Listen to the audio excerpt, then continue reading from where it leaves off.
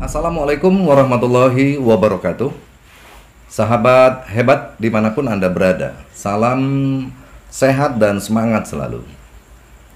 Bertemu lagi dengan saya di postingan kali ini. Saya akan coba untuk bicara masih seputar mengenai hukum perkawinan di Indonesia. Nah, kali ini objek yang mau saya sampaikan adalah terkait dengan buku nikah. Buku nikah yang berlaku dan beredar di kalangan umat muslim Indonesia, terbitan Kantor Urusan Agama, tampilan fisiknya seperti ini, ya. Dan di sini juga terdiri dari berbagai lembar, ya, yang masing-masing ada berisi mengenai catatan-catatan berupa tanggal perkawinan, kemudian mempelai yang bersangkutan, baik laki-laki maupun perempuannya, kemudian wali, identitas, dan seterusnya sampai dengan tentang mahar, ya, mahar dari perkawinan yang dilangsungkan. Tetapi ada satu hal yang menarik, yaitu di bagian halaman terakhir. Di bagian halaman terakhir ini bisa Anda lihat ada lembar khusus mengenai sigot taklik. Sigot taklik ini saya bacakan, berbunyi sebagai berikut. Bismillahirrahmanirrahim.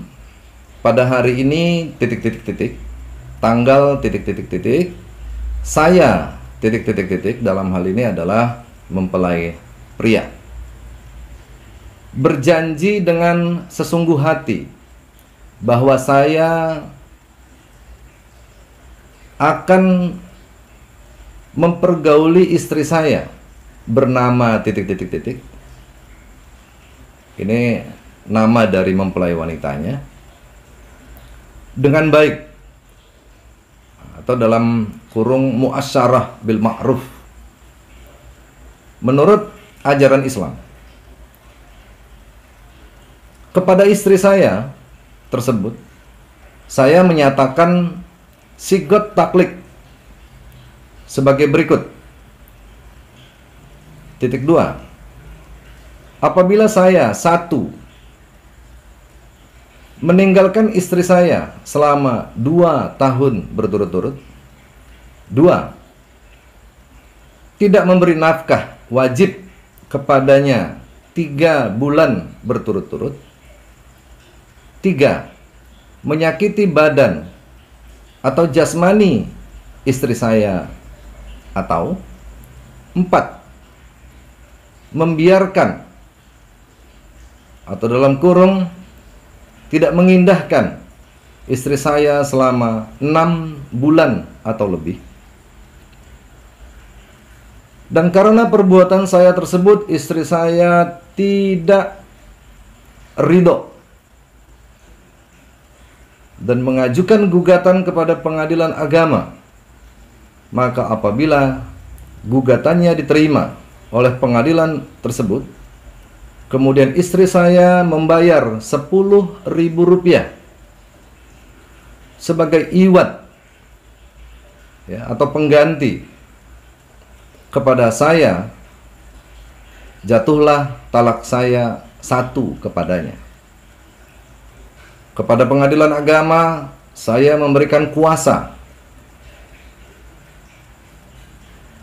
untuk nantinya uang iwat tersebut dan menyerahkan kepada Baitul Amil, ya, Badan Amil Zakat Nasional, untuk keperluan ibadah sosial. Tempat dan tanggal ditandatangani, kemudian nama mempelai pria ditandatangani. Nah, mungkin diantara kita sudah sering kali ketika prosesi akad nikah berlangsung, mempelai pria membacakan sigot taklik seperti tadi saya bacakan. Seusai dia mengucapkan ijab qabul dengan wali dari si mempelai wanita. Kenapa saya katakan menarik satu lembar ini atau dokumen buku nikah ini ada sigot takliknya? Sebagai peruntukannya memang maksud dan tujuannya adalah sesuatu yang memprediksi masa depan. Kalau misalnya mempelai pria itu melakukan 4 hal tadi yang dituliskan dalam sigot taklik. Tetapi menurut saya, hal ini secara waktu atau timingnya pun juga menurut kepatutan tidak pas ya. Bagaimana tidak pas?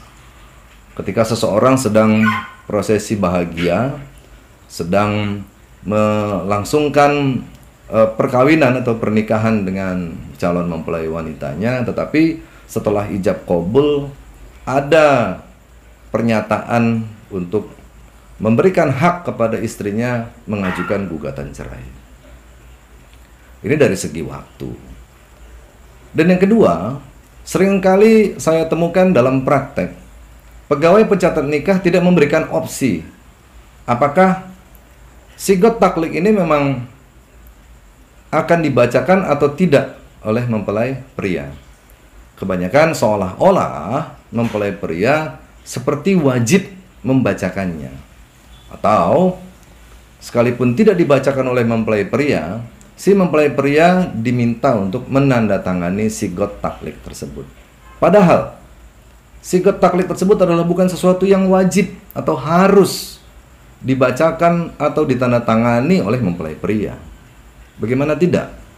Karena sigot taklik ini masuk kategori sebagai perjanjian kawin. Nah, selanjutnya dari segi perspektif hukumnya gimana? Apakah dengan tidak dibacakan atau tidak ditandatanganinya sigot taklik ini kemudian perkawinan tersebut batal? Jelas tidak. Perkawinannya tetap sah. Karena perkawinan tersebut mengacu kepada rukun nikah yang ada. Sedangkan pembacaan sigot taklik tersebut tidak menjadi salah satu rukun atau syarat sah dari perkawinan menurut ajaran agama Islam. Nah, sekarang kembali berpulang kepada diri Anda. Apakah sigot taklik ini perlu dibacakan ketika Anda melangsungkan perkawinan? Seperti tadi saya katakan, sesuai dengan waktu atau timingnya rasanya tidak patut. Kemudian dari segi kewajiban atau proses yuridisnya pun juga bukan merupakan suatu kewajiban menurut hukum. Dan yang ketiga, soal apakah batal perkawinan yang dilangsungkan akibat tidak dibacakan, tentu tidak ada yang mengatakan bahwa itu adalah bisa mengakibatkan batal demi hukum perkawinan yang sudah berlangsung. Terakhir, sahabat hebat, bagi para istri atau para perempuan, walaupun suami dulunya ketika membacakan akad nikah kemudian tidak membacakan sigot taklik yang saya maksud, bukan berarti Anda tertutup hak hukum untuk mengajukan gugatan perceraian.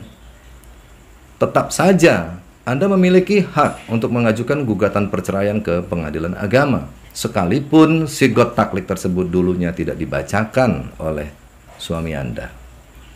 Tidak memberi nafkah, kemudian melakukan KDRT, penganiayaan, pemukulan terhadap fisik atau jasmani Anda, kemudian menelantarkan Anda.